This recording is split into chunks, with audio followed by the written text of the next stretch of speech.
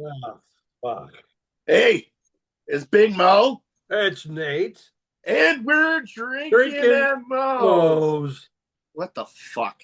I got nothing. This is Drinkin' at Mo's, where we talk about the pros of pro wrestling in the Midwest while sipping on some brews with blessed beers and wrestling. That's my scene. Death matches and lucha libre, it's also mean. I'm a straight up smart goofball, not no kiss ass. I stand tall when it comes to wrestling. I'm the king. I know every move, every fling. Get ready for a wild time with Drinkin' at Mo's, where we don't quit. Drinkin' at Mo's, that's where it's at, like a power bomb. We hit hard, never flat. Fucking right, we're living the dream. Talking about wrestling, always a scream.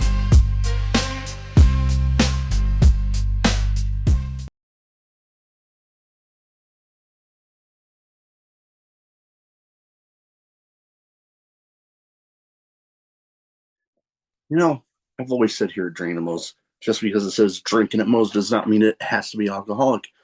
So I'm happy to say Drinking at Mo's is sponsored by Prince Nana Coffee, the, the exact same guy you see every week on Dynamite, on Collision.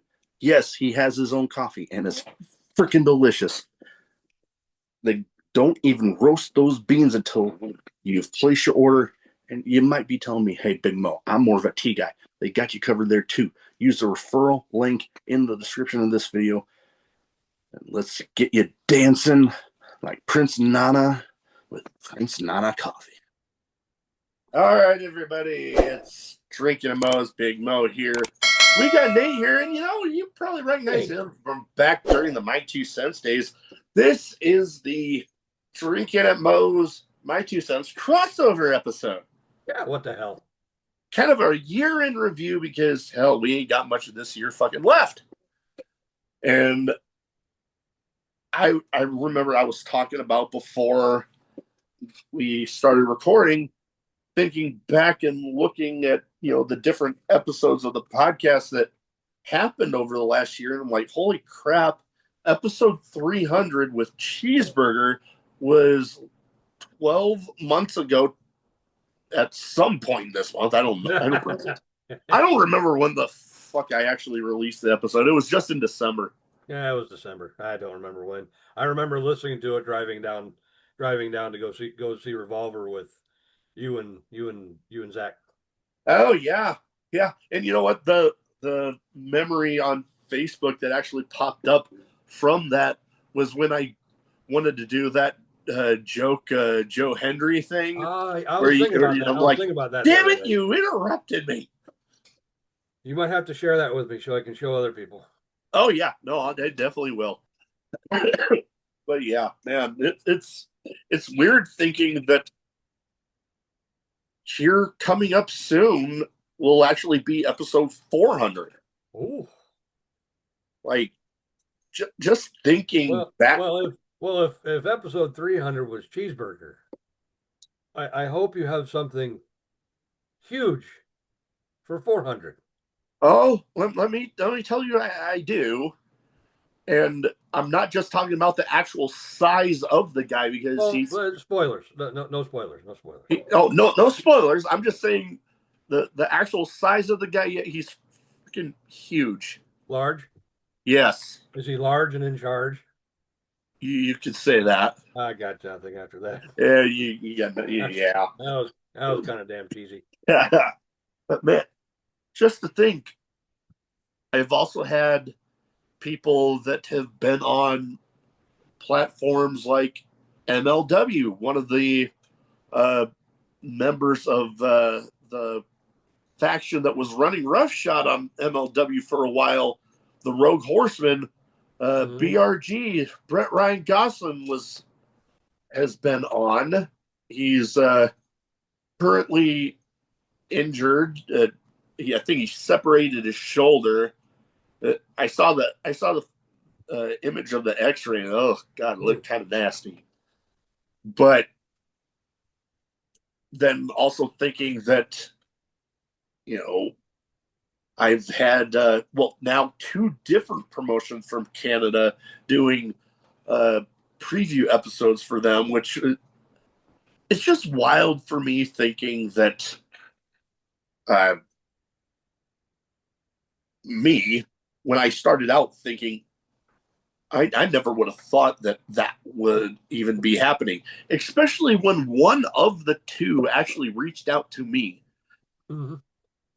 That's the part of this whole podcast that I'll admit is still one of the more anxiety inducing parts for me is the reaching out to people. Mm-hmm. So when I actually have people reaching out to me, it's like, holy, there's one of those holy shit moments for sure. Right. The funny thing is, since we're looking back, and this particular guest wasn't on this year. It was on maybe the year before that. So you're looking at 2 years ago. But a former guest recently debuting on TNA. Oh yeah. And I've been holding off on asking you that until this very moment. How do you feel about the righteous showing up at TNA? I'm all for it. I'm all for it. Another interesting tag team for the tag team division there in TNA. They've got some great tag teams there. The Rascals are now fully reunited. Mm-hmm. All members there. The Righteous are gonna add a definite little interesting dynamic there. Vincent, one half, actually making his return to the promotion. Oh yeah, that's right. He was in before, wasn't Yeah, because he was part of Honor No More, he? Mm-hmm.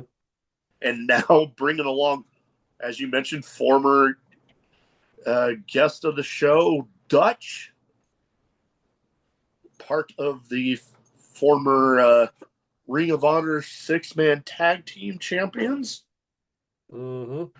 And The guy personally that when he smiles and he's got the glasses on, he looks kind of creepy.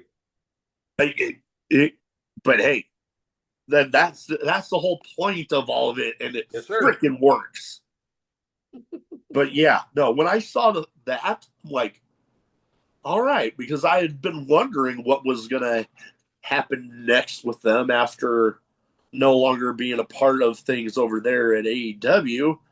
And yeah, no, that TNA seems to be it would be a good fit for. Seems like TNA is the place to be. Oh, heck, right now they even announced that new TV deal that's going to be happening, I believe, sometime in January 15th. But it's in January. Sometime in January. Sometime in January.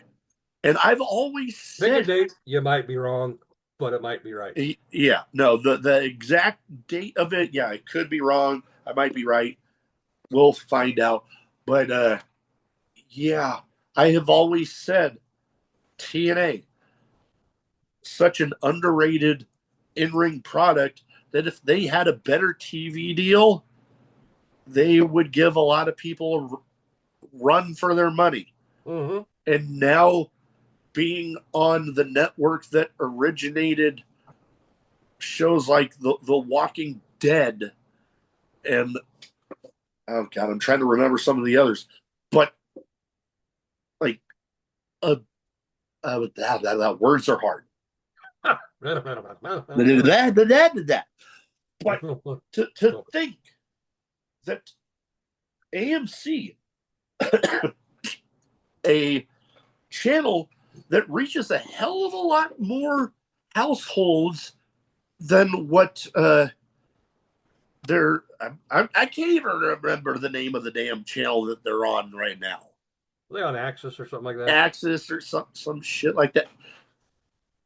Hey, they've done good enough with them, but now getting on what is going to be a significantly bigger platform for them, I'm excited. Oh, yeah. And it's just got me excited for 2026 and beyond for TNA. Now, I'm hoping that I got some insight into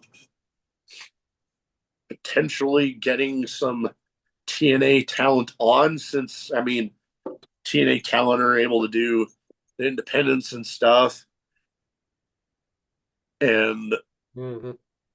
to be honest, their talent are a little easier to get a hold of, because I get it with WWE and AEW. You know, they're the big stages on the national TV scale. TNA is about to get up there, but and they want the big platforms for their people. I get it. I'm I'm not on the following level of Chris Van Vliet or Sean Ross Sapp and Fightful. Nothing against them. Oh yeah. I'm a fan of both. I mean, maybe one day I'll get up there. Maybe. We'll see. I mean, I'm like what, as of this recording, like 14 away from 500 subscribers on YouTube. So you're right there nipping at CVV's heels. You know, Right I there. don't even know if I'm at that level yet, because I mean, dude, that guy's got what? He's got the main channel, and then he's got a clips channel, and they both got one of those play buttons. Mm-hmm. I mean, there's a reason the guy has the following that he does. I'm not even mad there. And the But funny and his last couple of episodes that he's done, uh, excuse me, his guests have given him his flowers.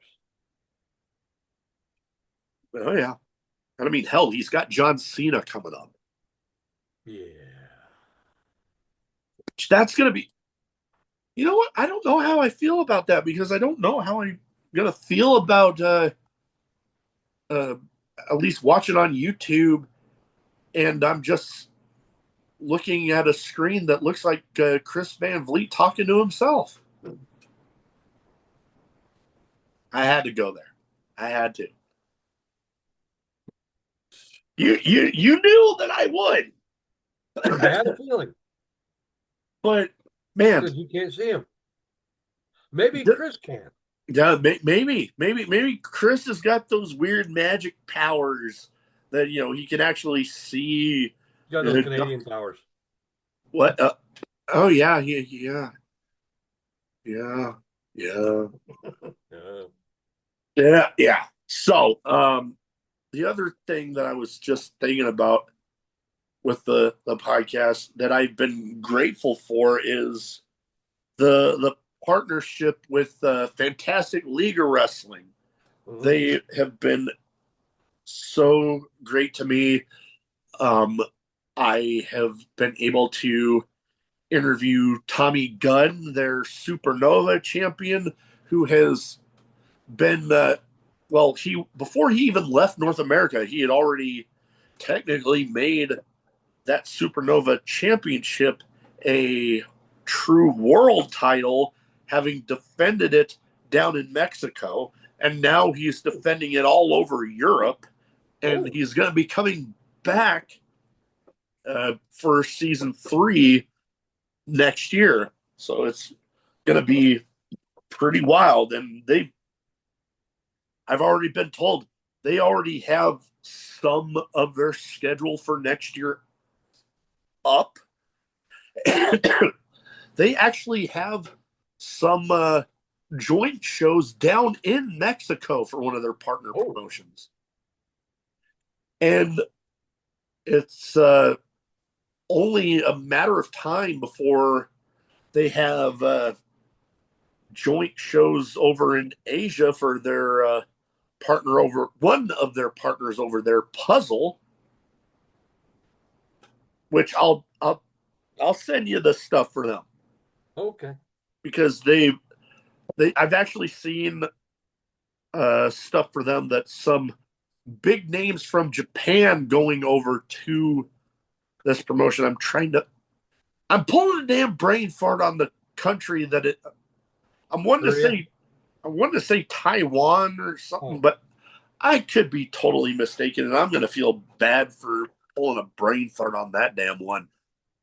But they also got partnerships in Japan, UK, all over the damn place. So the fact that I got to be partnered up with them for season 2 and working on getting season 3, and the fact that the promoter himself is one of the English media people for Big Japan Wrestling. That I might have mentioned it was either before we started recording or after. I don't remember anymore. People trying to ask me my memory on stuff from like years ago. Like, shit, I can barely remember some days what I had for fucking lunch. But man, it's been one hell of a great year for the podcast. That I'm looking forward to 2026. January, I got some leeway to add a couple episodes in, a couple recordings, but that basically filled up in like less than 24 hours, which always baffles the fuck out of me. But yeah, it's going to be fun. Now, independent wise, it's been a great year. I mean, independent wrestling is still on a freaking boom like crazy.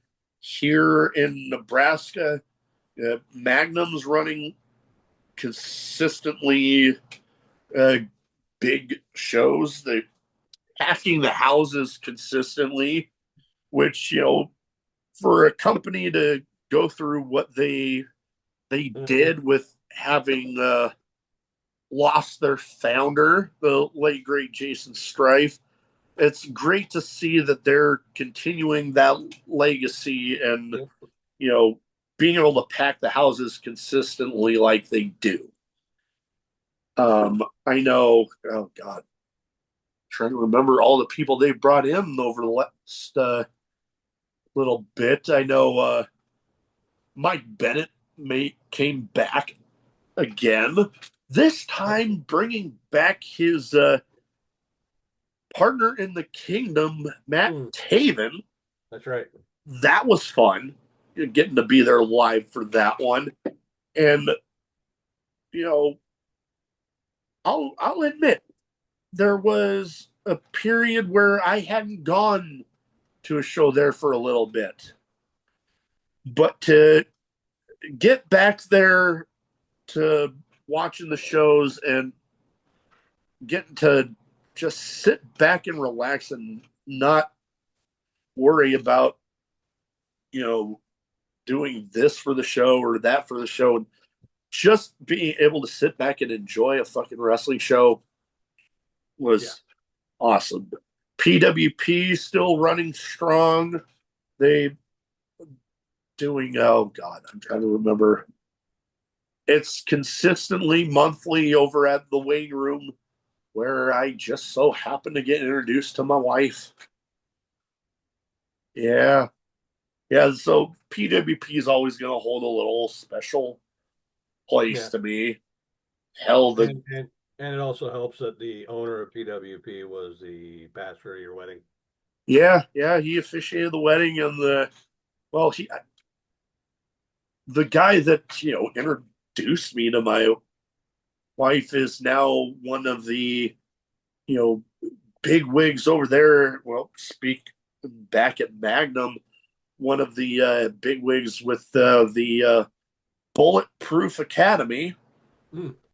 So that they're churning out great talent there. So there's that. And then actually just not all that long ago now that I think about it, another promotion that's more out of the Dakotas, but they've been starting to run in shows periodically in Fremont, Oakland, and actually over not all that long ago did a show in my hometown during the big Applejack weekend in Nebraska City, Nebraska.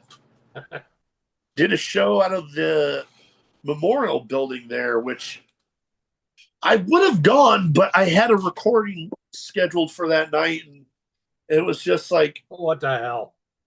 the news about the show didn't come out until after I already had it scheduled. So it was like, well, and I actually told one of the guys, one of the promoters there, that because he asked if I was going to be there, I said, well, I have a recording, but if you say you're going to use me in the show, yeah, I'll be there. Let's just say I didn't end up going to the show. Nothing against the promotion, Next Level Wrestling. Yep. They actually, I actually think they're based in South Sioux City, Nebraska. yeah, They're running they're running a lot of their shows up there, and they started branching out South Sioux City, and I think it up into Sioux Falls, the Dakotas and shit. Yeah, so in that part of that way, northeast Nebraska and into the Dakotas. So a lot of great stuff there, and I know you've been going to some great stuff up in Minnesota, even some deathmatch centric shows, which we all know my fandom for the hardcore deathmatch style. So, oh yeah, so yeah, they oh shit, probably they had their first Minnesota. I mean, beginning of the year, I want to say they had Minnesota's first actual barbed wire death match, big enough that they had T-shirts for it. I have a T-shirt for it, which I remember telling you around the time that it was like right before the show that I'm like, man, it seems weird to say that before that point Minnesota had one. Mm-hmm. Because all the pro wrestling history in Minnesota, yeah, you would have thought it happened somewhere. And I've said it here. I am 20 minutes away from Robbinsdale, Minnesota. If you Google wrestlers from Robbinsdale, Minnesota, you're going to get a list yay freaking big, and it's Hall of Famers and just everyone you could possibly think, basically from the 80s. The town that I technically live in, I believe Curtis Axel was born in. Nice. And ODB graduated from the high school in this town.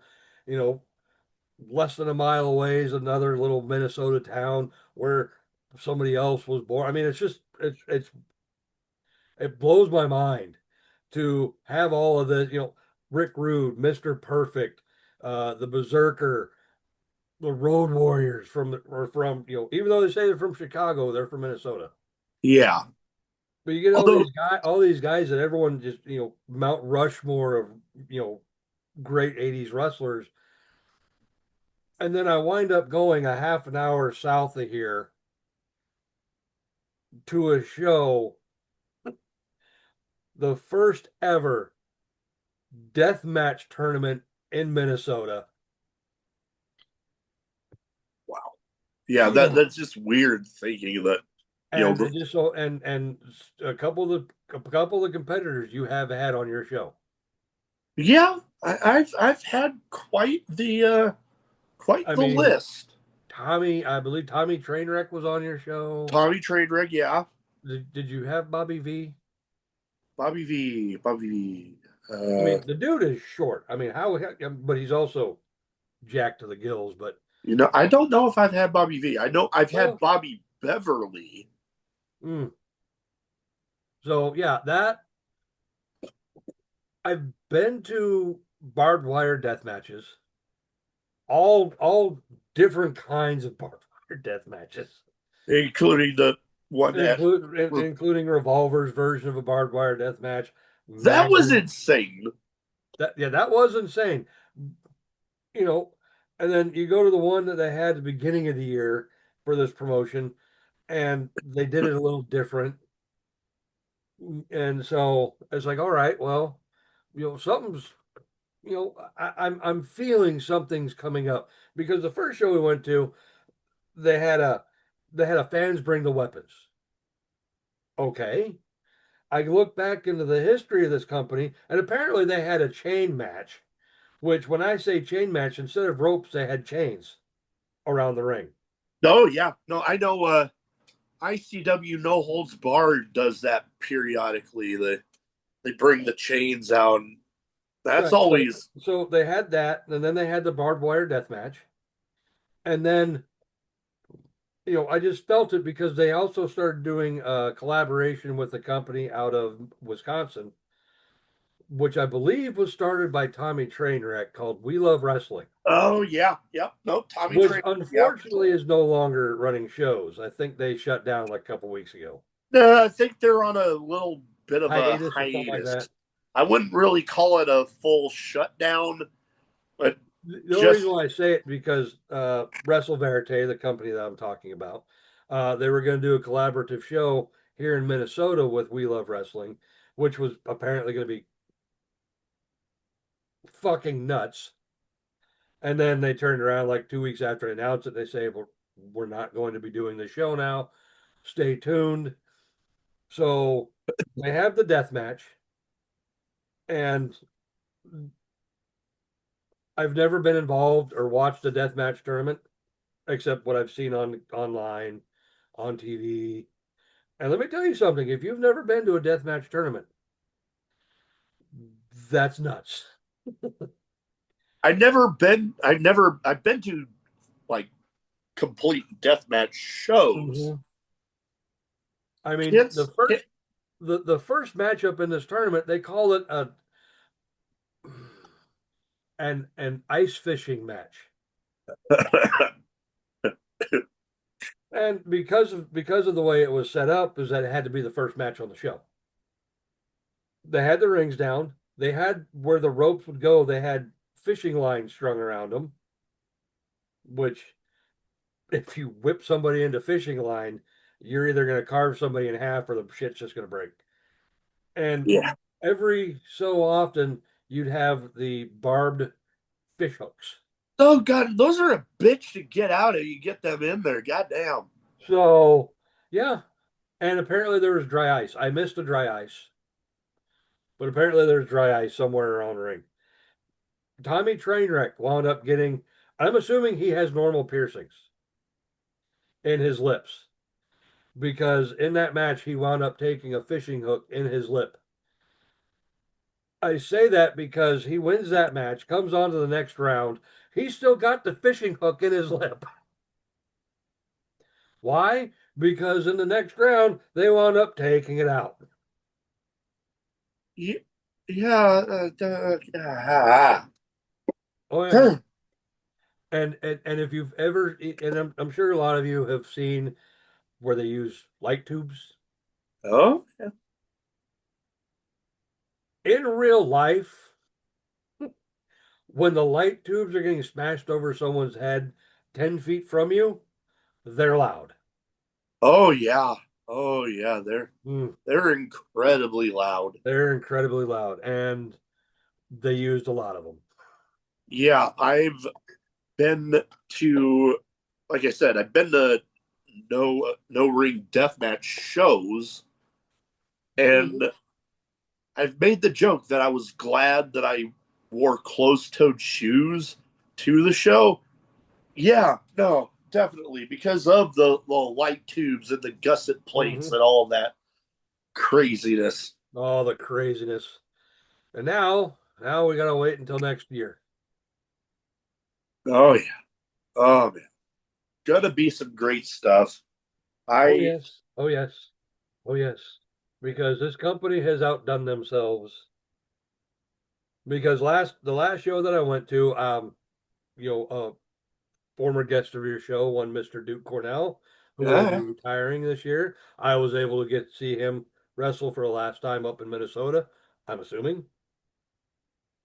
Yeah, since apparently, as of this recording, we're only about a couple days away from the retirement Mhm. match. So yeah, I got to see him wrestle one more time, which I'm super stoked to see. Loved every minute of that, even though he did lose, but that's not surprising considering. And then, now we just wait until the next show when they outdo themselves and bring in a fairly big name star for deathmatch wrestling. Yeah, You want me to say it? Because I'm you gonna. go ahead and say it. I mean, it sounded like you want to. the would you call her the godmother of deathmatch wrestling? Yeah. Yeah, the godmother of deathmatch wrestling. Mickey fucking Knuckles is coming to Hopkins, Minnesota, and Oh man, that's gonna be wild. Like, she's getting a title shot. oh Of all the man, titles you could have for a wrestling promotion in Minnesota, you've got your heavyweight title. You've got your I can't remember what they're calling it. It's like their mid card X division title. yeah, Um, they got tag titles. They just recently introduced the Ravishing title, which is based off of the legacy of Ravishing Rick Rude, and I believe it's his nephew was in yeah. the You tournament. you you had mentioned it. Something Yeah, about it was a relative of. relative, and I believe it's his nephew. I'm not sure the entire bloodline of the entire thing. Yeah, not yeah, the not that bloodline, but Not that bloodline. that And I forgot where I was going with that. Oh yeah, and yeah, then you lost your damn train I of I, thought. I lost my train of thought. Choo choo. What the Uh, fuck? so and then they have the death match tournament. The Art of Death champion will be defending his title, and I can't remember if they've announced a match or not. Will be defending his title in January against Mickey Knuckles. I Yeah, don't. and I wouldn't be able to think of a better person to have as the Art of Death champion than Mickey fucking Knuckles, Mickey fucking Knuckles. who I'm working on getting on the show. You know, she's also a dedicated mother who Mm-hmm. those kids are hers hold a very important place to her, which I can't say that I blame her because Lord knows I've kind of scaled back the recordings on the show because of my little guy who's conveniently enough getting ready to turn 1 year old, which is Yeah, that's scary, freaking isn't it? it's fucking wild to be thinking that I can still remember the day he was born like it was yesterday. And here we are getting ready for freaking one One year year old. old. Absolutely nuts. But man, it's been like the podcast, it's been a wild ride. The life in general has been a wild ride the last freaking year. Oh And yeah. stuff with professional wrestling in general has been a bit of a wild ride over the last year.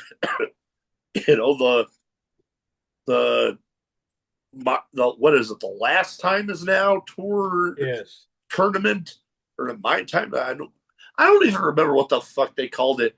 I'm still like thinking The last time is now or some shit like that. No, like, there was the whole deal of apparently John Cena's father not really being thrilled with the retirement match being against Gunther, which the reasoning behind it, I can't say that I necessarily disagree with.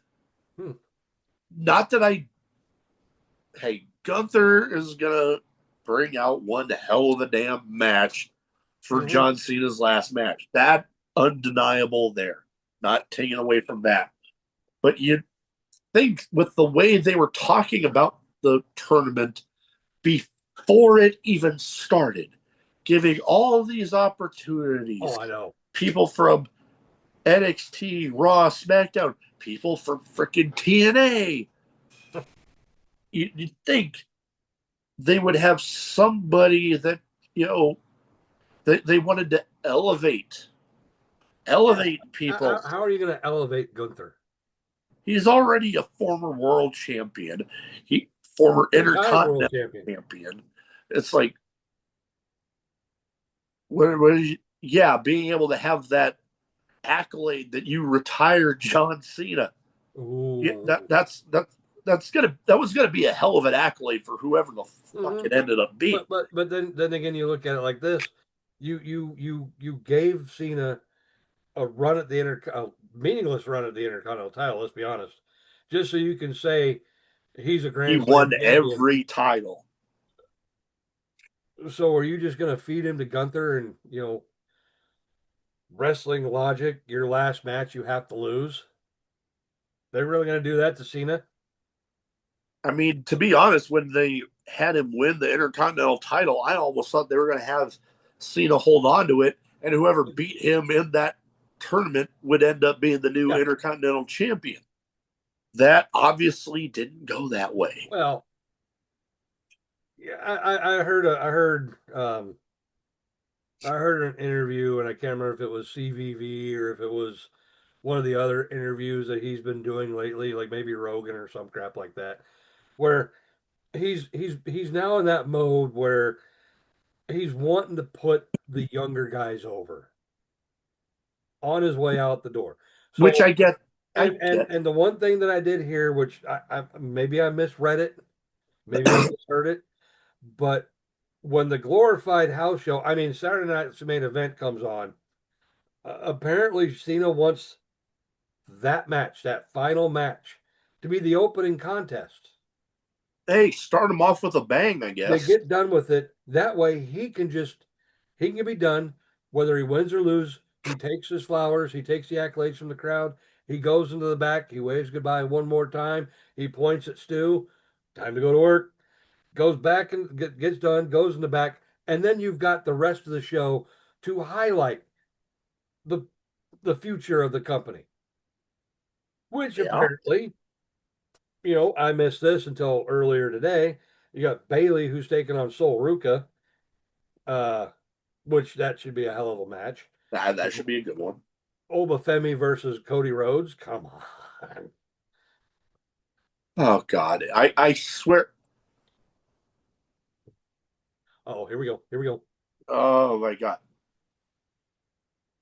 Obafemi, as much of a Cody Rhodes fan as I am, Obafemi better wipe the fucking floor with Cody Rhodes in that. Mm-hmm. Or it's like, what the fuck are you doing with Obafemi? I mean, the only thing is, if Cody beats Obafemi on a main roster show, and then he goes back to doing what he's doing in NXT, which is wiping the floor with everyone, what's that going to do for him? It's kind of like, do you let Gunther lose to John Cena on his last match? Or do you have Cena lose on his way out the door? And that kind of brings up my other thing about being kind of in agreement with John Cena's father is with the whole, putting over the younger talent on the way out. Why not have one of the younger talent that, like, young, hungry guys, which not saying that Gunther isn't a hungry guy. He's a fucking beast of a human being.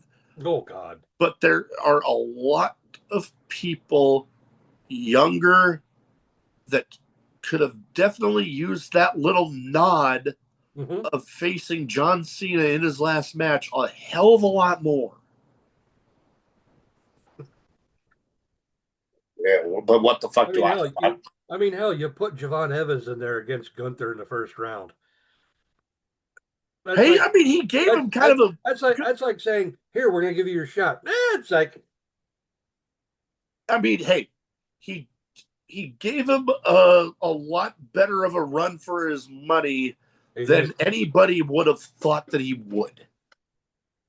So all the respect to him there.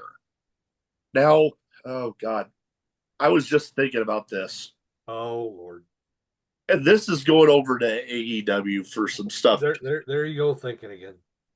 Yeah, why the fuck would I want to do that? Why would you do that? I don't know. The Navy didn't teach me how to do no thinking. But okay, the Continental Classic. Oh God. All right, let's hear it. So here's the thing here, and I had overheard about Okada putting up the he's the unified champion, but for some reason he's only putting up half of that unified. So now he's apparently only the freaking international Oh champion again. no, I know what you're talking about. I know because he's the unified champ, but he only comes out with the Continental title. Now, he's only coming out with the international title because he's putting up the Oh continental one yes, in the that's what it is. tournament. And it's like, why the fuck even unify them and make up some? Okay, I'm an AEW fan. I'm a professional wrestling fan in general, but I gotta say this with that. One, AEW seems to be having way too many fucking titles, Oh duh. and because hell, Ricochet even has one, which he is a deserving champion. He's a talent. He deserves to have a damn belt on. Mm-hmm. But why the fuck come up with something? I always thought the whole idea of naming you know, when you unified both of the belts and just calling it the unified champion, unified fucking what? Why just call it the unified fucking champion? Why don't make they got enough fucking titles? They can make up another fucking name for a damn title. Oh, and besides, you have the Continental Championship, which, as I see it, would be akin to the Intercontinental or United States title. Fair to say, Yeah, and the international title would be akin to a European title. Fair to say. I would venture. Yeah, So if you already have your Intercontinental Championship, why in the fuck are you introducing a national title? which I mean, to be quite honest, while I bent down to pick up something that I fucking dropped on the floor, Jesus. it literally looks like they just took a title from the NWA. There was that one too, yeah. Well, But they I'm not caught so taking much away. hell. They caught so much hell when they announced that they were making the AEW National Champion, but the template they used was the current NWA National Champion, and everyone just flew their shit up, including the current national champion.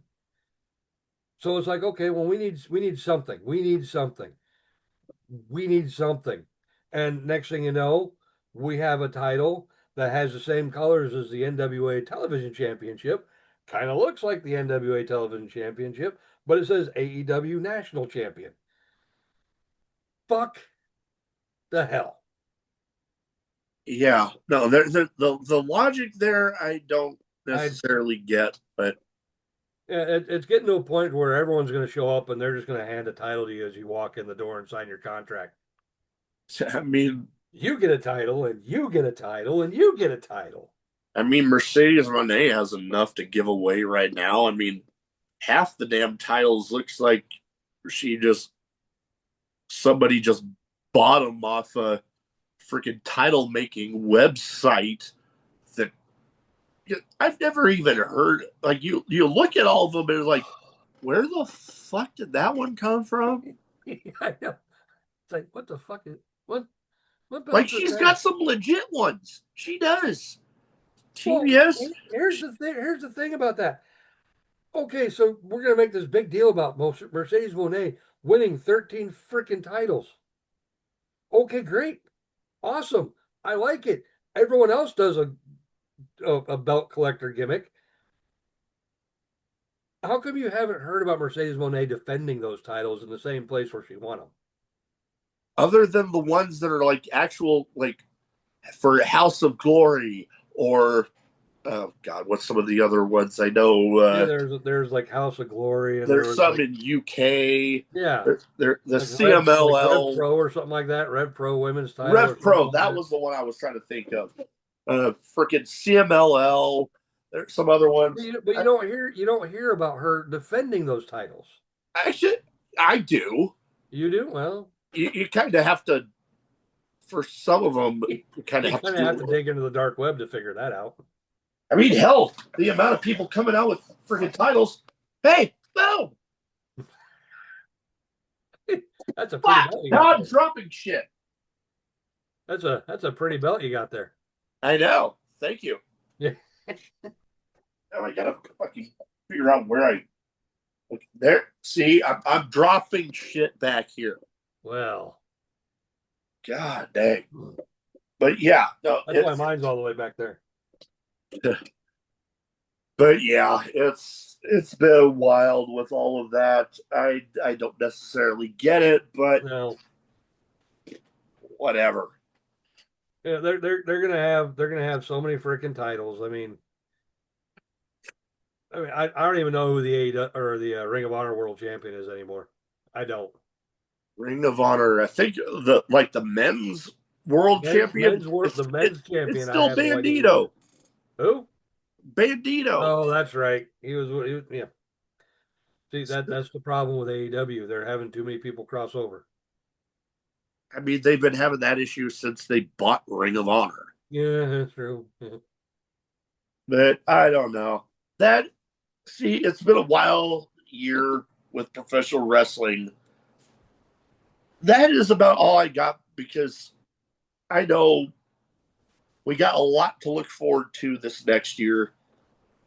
Although one of them not being figuring out where the fuck WrestleMania is going to be because hell, Oh no. nobody that I know of is going to be able to afford to fly over to fucking Saudi Arabia. Not at those prices anyway. Fuck.